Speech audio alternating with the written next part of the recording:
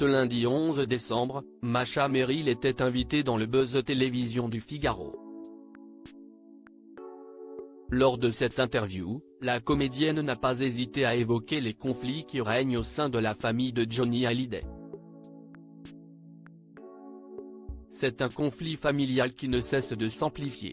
Après le décès de Johnny Hallyday le 5 décembre 2017, les proches de la star du rock se sont rapidement déchirés en raison de son héritage. Quelques mois plus tard, un accord a finalement été trouvé, mais les relations entre les membres de la famille ne semblent pas s'être apaisées. Ce dimanche 10 décembre, 6 ans après la mort de leur père, Jade et Joey Hallyday se sont exprimés pour la première fois lors d'une interview accordée à 7 à 8 sur TF1. Et les deux adolescentes ont révélé avoir mal vécu la guerre qui a éclaté au sein de leur famille. « Moi, je l'ai vécu assez mal parce que j'ai pris ça comme une trahison en fait, un abandon », a d'abord déclaré Jade avant d'être rejointe dans son propos par sa sœur, Joy. Un autre abandon, ouais. Une trahison de notre propre famille, a-t-elle confié. Des propos qui n'ont pas manqué de faire réagir de nombreuses personnes.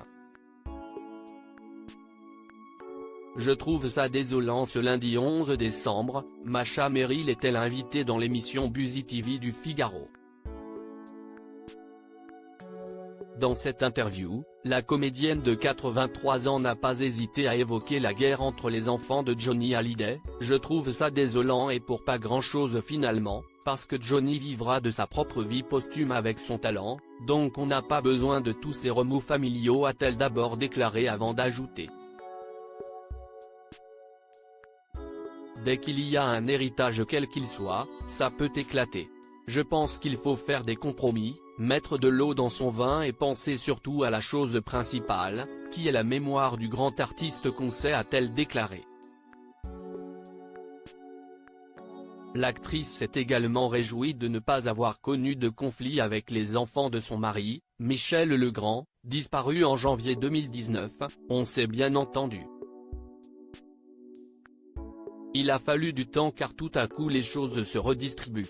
Quand le personnage principal disparaît, il y a quelque chose de nouveau qui se crée, chacun a un rôle différent à assumer, tout en laissant sa place aux autres, a conclu la comédienne, qui, au décès de son mari, a hérité du domaine de la Motte, un château situé dans le Loiret.